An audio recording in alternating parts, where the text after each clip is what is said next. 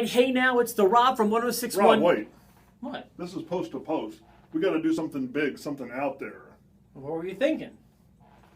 Ladies and gentlemen, boys and girls, children of all ages, Town Square Media and 1061 KISS FM proudly bring to you your podcast champions of the world. He's the R to the O to the B. I'm STEVE. We are your hosts with the most, bringing you everything wrestling related from post to post.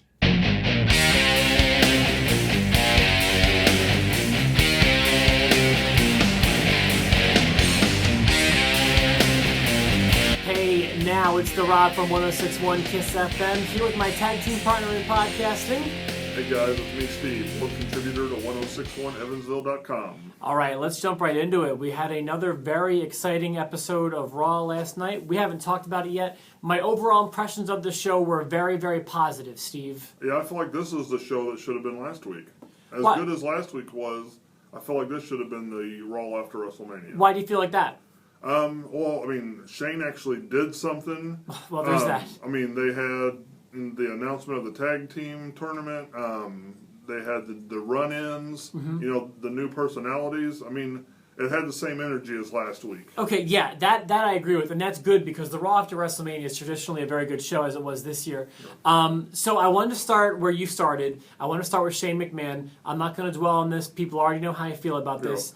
Was this not? I mean, am I off base here if I say that this is becoming crazy? Yeah, I mean, it makes the whole him, Undertaker, Vince McMahon thing obsolete. I mean, this whole thing was totally senseless from the very beginning, which I've been crowing about, and I know that I've been kind of making it my gimmick here lately, with just how inane the whole angle was to begin with. It made no sense from a storyline point of view. And then it was like they rubbed our nose in it the day after WrestleMania when Vince gave Shane control of the show anyway. Yeah. And then the next week to say that he did so good last week after everything we've been through since February. Now he's running it again. That's just insulting as a wrestling fan, I feel like. That leads me to believe that me, as part of the WWE universe, if I wanted it bad enough, I'd get CM Punk back. Well, I mean, I suppose it's possible, but I just don't... I feel disrespected by the writers as a fan. Yes. And I don't like to feel that way. Yeah. So that's my main complaint about the Shane McMahon thing. I will move on. It's just let it be known that stayed in my head the entire duration of Raw. I don't have a problem with Shane being there. It's just everything that happened in the last month with Undertaker. I just don't like what's happening now. Yeah, once you get past that, it's awesome.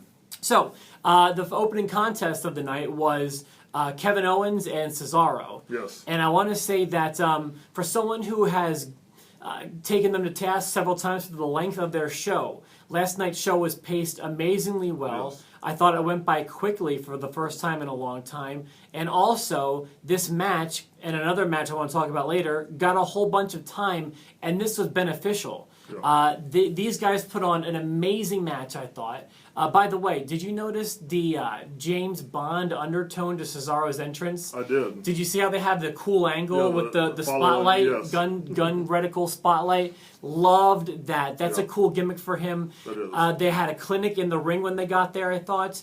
And I just wanted to say that I loved that match. The way to get things started, right? Very awesome match, yes. After that, I have a few notes I wanted to talk about. The announcement of the tag team tournament, including the graphic with the unicorns and the rainbows. I'm all in favor of. I do love tournaments, and I think that this has potential for some real storyline developments, as well as maybe possibly new tag team champions. Also, it shows how rich the tag division is right now because there's a lot going on. Yeah, how excited are we that it's not only a tag team tournament, but it's 8 legitimate tag teams. It's not just 2 guys they threw together. Do you have an early choice as to who may win this thing? Maybe the Dudleys. I'm thinking maybe Enzo and Cass. That was the first name that came to my head was Enzo and Cass. I mean, after the Usos who knows where this tournament can go? I legitimately don't have I know this person's going to win. Yeah. Let's talk about the Usos for getting jumped for a second. Okay. Okay, what did you think about that? Oh, I loved it. It was exciting. I knew they were in the building. Yeah. I mean, from leaks, but just the way they showed up in no announcement. They're just there. I mean, that's what I love when the new people show up. Yeah. Okay. I don't want to be cranky about this, and I like that they're there. I think they've got a ton of potential, and I think they're going to do big things. But I did think that their run-in and their debut was underwhelming in general. Huh. And I'll explain why. Okay. Like when Enzo and Cass debuted the week before, they were extremely memorable. Everyone was talking about them, and it was more than just what they had banked on for the last several months in NXT. They came and they did something exciting. I felt that for a debut and a run-in, especially for guys who have as much hype behind them and as much fame and star power behind them as these guys do. I thought that it was a little underwhelming just attacking the Usos. Oh, I have to disagree. Go right ahead, please. I mean, they came in as the Usos won. They made their impact. I immediately thought of Scott Hall walking into Nitro. See, that's what I wanted, and I felt like I didn't get that. See, I did get that. Okay. So I mean, they're not this great star power. It's the Bullet Club. It's the promise of that's coming, and they're going to build towards that. That's what gets me excited. They didn't use that term, though, last night, did they? I don't think they did. Or Balor Club or nothing like that, right? No, they didn't last night, Okay. no. I don't want to make it seem like I don't like these guys or I'm opposed to them. I'm not. I just wish they would have had a more memorable debut, personally.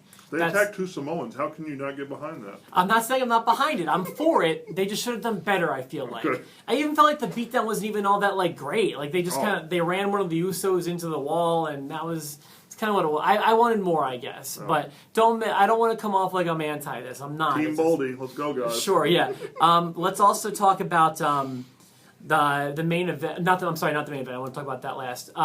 AJ Styles and Sami Zayn, I thought had another great match, right? Me personally, I liked that match better than the Nakamura Sami Zayn match. Oh yeah, to me. So you watched that? I did watch it. Okay, were you with me or not? Tell me how you feel honestly.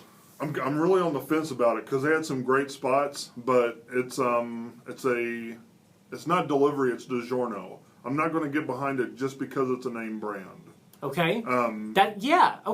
They had good spots, but the pace, I mean, it just it's almost like a high impact exercise where you rest for several minutes and then get really fast. So you noticed that it was disjointed. There was too much resting going on. Yeah, I agree with that. So it sounds like you're kind of with me on that one, and you can watch that synopsis in an earlier episode of Post to Post. Yeah. In fact, I believe if you just let this scroll, you'll get to that episode anyway. If you let this video end, you'll get our thoughts about that match. So I do agree this match was better in my opinion, but also this gave me memories of what was affectionately known as the SmackDown 6.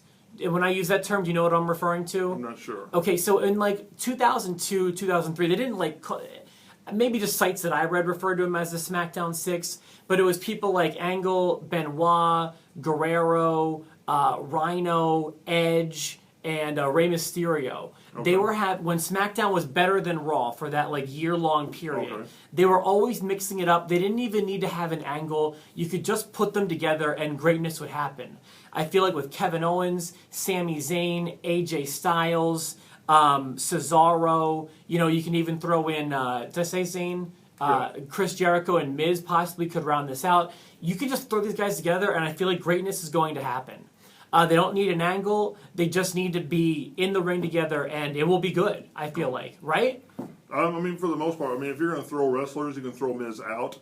Right, if I had to make six. But yeah, mixing up the chemistry of the superstars today is getting right back where we were with it. Yeah, and those guys in particular, I just want to give a shout out to for doing a fantastic job.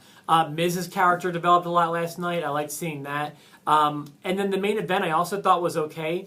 The lead up to it, I still thought. I know we go through it every week. Roman Reigns is not good on the mic. He's just still not there as a champion. We don't need to harp on it. I know people disagree with me. That's totally fine. The main event though, in and of itself, Bray Wyatt, in a word, to me was rejuvenated last night. He was so excited to be in there. I felt like, and he just seemed refreshed to me. I loved seeing Bray last night. The best Bray Wyatt I've ever seen in ring. So okay, right. So you're with me. High energy, impactful. looked strong, looked powerful. And the finish, I loved the finish and like the way the camera was set up. And Bray just kind of knew that Roman Reigns was going to do a spear behind him. Like I just loved the finish. Was fun for me to watch back. Yes. So I give a very strong review of Raw last night. I wish you could have done away with the Shane stuff. That obviously bothered me. I wish we had a better champion, but I'm very happy with where we're at right now. Jabs in when I can't get back at him. No, go ahead. No, I mean, no, fine. So we've been there. We've been down that road. But we've been talking here for about 10 minutes. Let's go ahead and wrap this up. So for myself, The Rob, my tag team partner, Steve. Because I'm the master and the ruler of the world.